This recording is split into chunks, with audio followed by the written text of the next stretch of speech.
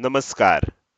Share market Marathi या YouTube चॅनलवर आपल्या सर्वांचं हार्दिक स्वागत. आजच्या या व्हिडिओमध्ये आपण शुक्रवार दिनांक 28 फेब्रुवारी 2025 साठीचं इंडेक्सचं विश्लेषण करणार आहोत. चला तर मग सुरू करूया आजच्या या व्हिडिओला. आणि आज गुरुवारी इंडेक्समध्ये कशा प्रकारे मूव्हमेंट झाली व उद्या शुक्रवारी कशा प्रकारे होऊ शकते याचं विश्लेषण करण्यासाठी डायरेक्टली जाऊया चार्टवर. आणि इथे मी निफ्टीचा 15 मिनिटाचा चार्ट ओपन केलेला आहे. आपण बघू शकता की आज निफ्टीमध्ये आपल्याला गॅप अप ओपनिंग बघायला मिळालं आणि गॅप अप ओपनिंग नंतर वरच्या दिशेनं जाण्याचा प्रयत्न झाला, मात्र लगेचच आपल्याला सेलिंग बघायला मिळालं. आणि इथे तुमच्या एक गोष्ट लक्षात येईल की ज्या वेळेला हे ओपन होऊन वर गेलं आणि पुन्हा खाली आलं, आदल्या दिवशीचा क्लोजिंगचा जो एरिया होता ह्या एरियामध्ये आल्यानंतर आपल्याला मार्केटमध्ये एक आपण असं म्हणू शकतो की मार्केट स्टेबल झालं, किंमत स्टेबल झाली. त्यानंतर फारशी मोठी मूव्हमेंट आपल्याला बघायला मिळाली नाही. म्हणजे हार्डली तुम्ही जर बघितलं तर तुमच्या लक्षात येईल की 50 पॉइंटमध्ये निफ्टी आपल्याला मूव्हमेंट करताना दिसत होता. आपण हे करू शकतो की खालच्या बाजूला 22,500 ची लेवल होती, वरच्या बाजूला साधारण 22,550 ची लेवल होती. या 50 पॉइंटमध्येच निफ्टीनं दिवसभर मूव्हमेंट मग केलेली होती. आज अतिशय साइडवेज मूव्हमेंट झाली. तर त्यामुळे जसं काल झालं होतं, काल सुद्धा पहिल्या एका मूव्हमेंट नंतर आपल्याला सकाळच्या एका मूव्हमेंट नंतर मार्केटमध्ये खूप साइडवेज मूव्हमेंट झाली होती आणि शेवटी थोडंसं सेलिंग आलं होतं. आज पण आपल्याला तशाच पद्धतीनं सकाळच्या ओपनिंगला एक मूव्हमेंट झाली, त्यानंतर साइडवेज झालं आणि शेवटी थोडीशी मूव्हमेंट आपल्याला बघायला मिळाली. मात्र आज एक्सपायरी असल्यामुळे ही अशी मूव्हमेंट अपेक्षित होती. अर्थात क्लोजिंग जरी दिसताना इथे 23,500 ला क्लोजिंगच्या आसपास क्लोजिंग झालेलं दिसत असलं, तरी प्रत्यक्ष झालंय ते 22,500 ला क्लोजिंग दिसत असलं, तरी प्रत्यक्ष क्लोजिंग जे झालंय हे 22,545 ला झालेलं आहे.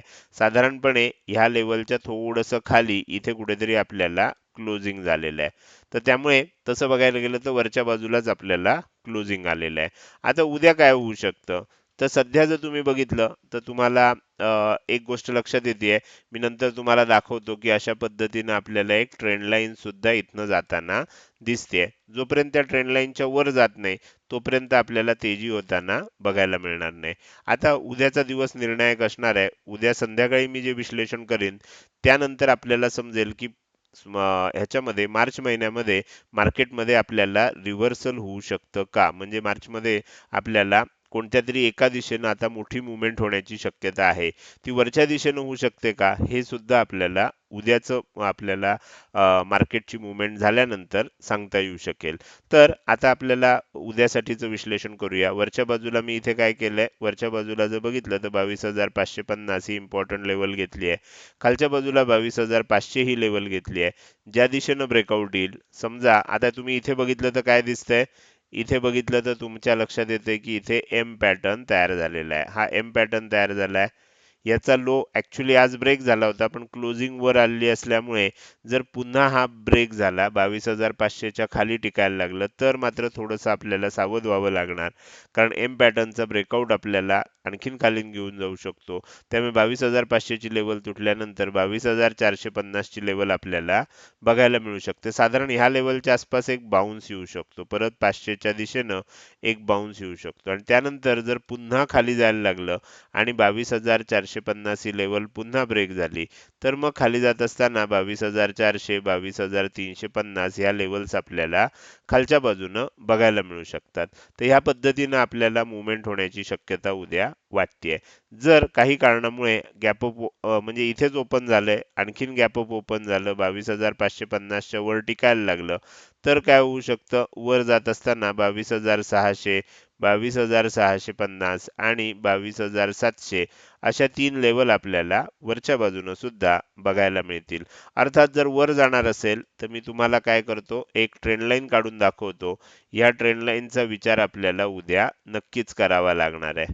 तर ह्या पद्धतीने ही ट्रेंड लाईन आहे. तुमच्या लक्षात आलंच असेल की इथे आपल्याला ट्रेंड लाईननं रिव्हर्सल दिलं, इथे रिव्हर्सल दिलं, ह्या ठिकाणी आल्यावर रिव्हर्सल दिलं, ह्या ठिकाणी रिव्हर्सल दिलं, आता परत ह्या ठिकाणी रिव्हर्सल दिलं. म्हणजे ह्या ट्रेंड लाईनला आपल्याला अनेक वेळा रिस्पेक्ट केलेला बघायला मिळू शकतो. आतापर्यंत 5 वेळा रिस्पेक्ट करून झालाय. जर समजा उद्या गॅप अप ओपन झालं आणि वरच्या बाजूला टिकायलाच लागलं, तर काय होऊ शकतं? मग अशी एक वरच्या दिशेनं मूव्हमेंट होईल.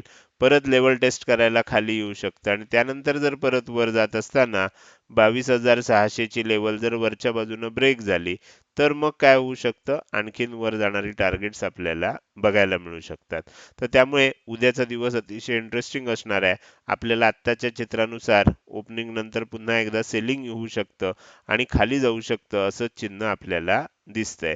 तर हे झालं निफ्टीचं विश्लेषण. आता आपल्याला काय करायचं आहे? पुढे जायचं आहे आणि बँक निफ्टीचं विश्लेषण करायला सुरुवात करायची आहे. तर इथे आपण बँक निफ्टीचं विश्लेषण करायला सुरुवात करूया. आज पेड कोर्सच्या सदस्यांसाठी लाईव्ह सेशन होतं. तर त्यामध्ये मी सांगितलं होतं की बँक निफ्टी तेवढी मला आज पॉझिटिव्ह जास्त दिसते. निफ्टी आणि सेन्सेक्स मला थोडासा निगेटिव्ह दिसतोय, बेअरिश दिसतोय. आणि त्याच पद्धतीनं सकाळच्या वेळेत जर तुम्ही बघितलं तर सकाळच्या वेळेत बँक निफ्टी आपल्याला तेजी करताना दिसला.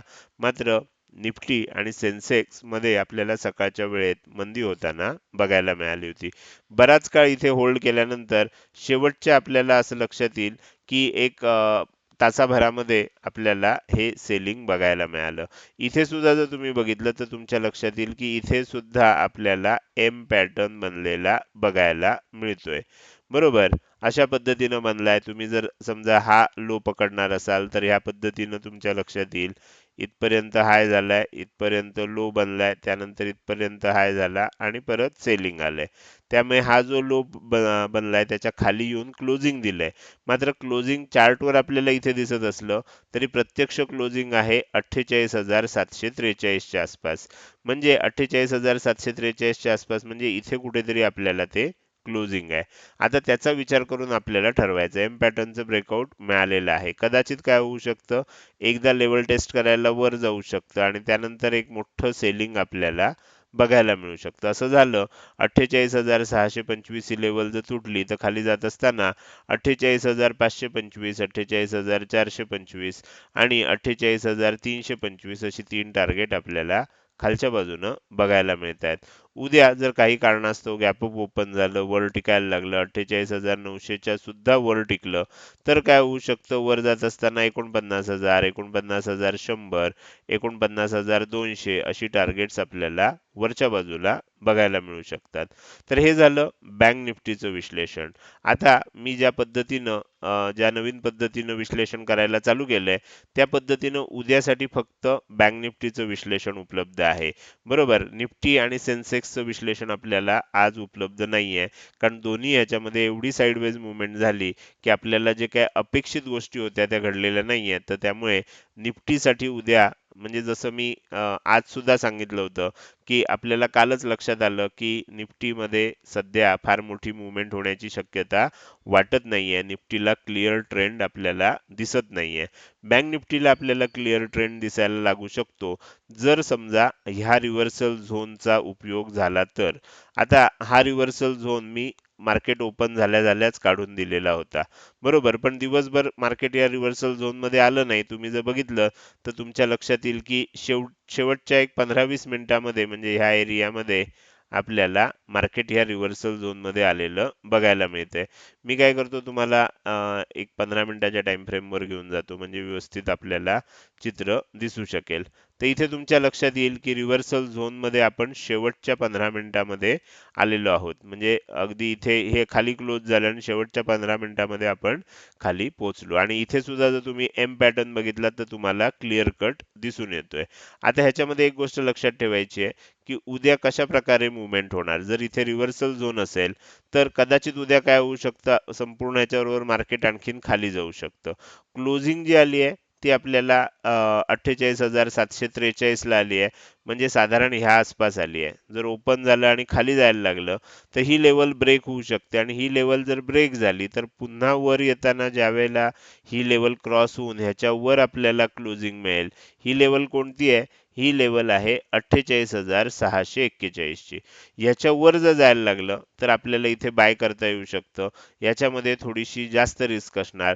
थोडीशी कमी रिस्क आपल्याला कधी असेल जेव्हा ही लेवल ब्रेक करून आपण किंमत वर जाताना बघू शकू. ही लेवल कोणती आहे? 48,743. 53 ची लेवल आहे. त्यामुळे ज्या वेळेला ह्याच्या वर टिकायला लागेल, काय होऊ शकतं, बँक निफ्टीमध्ये एक तेजी होऊ शकते. आणि ती तेजी किती होऊ शकते, तर उद्या लाईव्ह सेशन जे पेड कोर्सच्या ग्रुपचं असेल त्याच्यामध्ये मी तुम्हाला सांगू शकतो. जर खालीच जाणार असेल तर आपल्याला थांबून राहावं लागणार आहे, हे मात्र नक्की आहे. तर हे झालं आजचं विश्लेषण. हे विश्लेषण तुम्हाला कसं वाटलं? जर हे विश्लेषण तुम्हाला आवडलं असेल तर नक्कीच तुम्ही या व्हिडिओला एक लाईक करू शकता आणि कसं वाटलं हे कमेंट सेक्शनमध्ये टाईप करून सांगायला अजिबात विसरू नका. लक्षात ठेवा, तुमची एक लाईक आणि एक चांगली कमेंट हीच माझ्यासाठी प्रेरणा असते, ज्याच्या सहाय्यानं रोजच्या रोज हे विश्लेषणाचे व्हिडिओ मी बनवत असतो. त्यामुळे व्हिडिओ बघायला सुरुवात केल्या केल्या व्हिडिओला एक लाईक करा आणि व्हिडिओ बघून झाल्यानंतर तो व्हिडिओ तुम्हाला कसा वाटला, काही शंका असतील, काही प्रश्न असतील, काही सूचना असतील तर त्या कमेंट सेक्शनमध्ये अवश्य सांगा. त्याचसोबत हा व्हिडिओ तुम्ही अजूनपर्यंत बघताय आणि अजूनही जर तुम्ही शेअर मार्केट मराठी आपल्या YouTube चॅनलला सबस्क्राईब केलं नसेल तर कृपया सबस्क्राईब करा आणि शेजारी असणाऱ्या बेल आयकॉनला क्लिक करून ऑल असं नोटिफिकेशन निवडा. म्हणजे इथून पुढे रोजच्या रोज येणारे हे विश्लेषणाचे व्हिडिओ मी अपलोड केल्या केल्या तुम्हाला विनाविलंब बघता येतील. आजच्या विश्लेषणामध्ये मी इथेच आपली रजा घेणार आहे. मात्र त्यापूर्वी काही महत्त्वाच्या सूचना सांगायच्या आहेत. पहिली महत्त्वाची सूचना, अनेक सदस्य आपल्या शेअर मार्केट मराठी परिवारात नव्यानं सामील होऊ इच्छितात. तर त्यांना जर आपले ग्रुप जॉईन करायचे असतील WhatsApp किंवा Telegram तर ते काय करू शकतात, त्याची लिंक आपण डिस्क्रिप्शनमध्ये दिलेली आहे. आपण शेअर मार्केट मराठी या प्लॅटफॉर्मवर 3 लेव्हलमध्ये शेअर मार्केटचं शिक्षण देतो. पहिली लेव्हल आहे फ्री कोर्स. याच्यामध्ये 3 चांगले चांगले कोर्सेस उपलब्ध आहेत.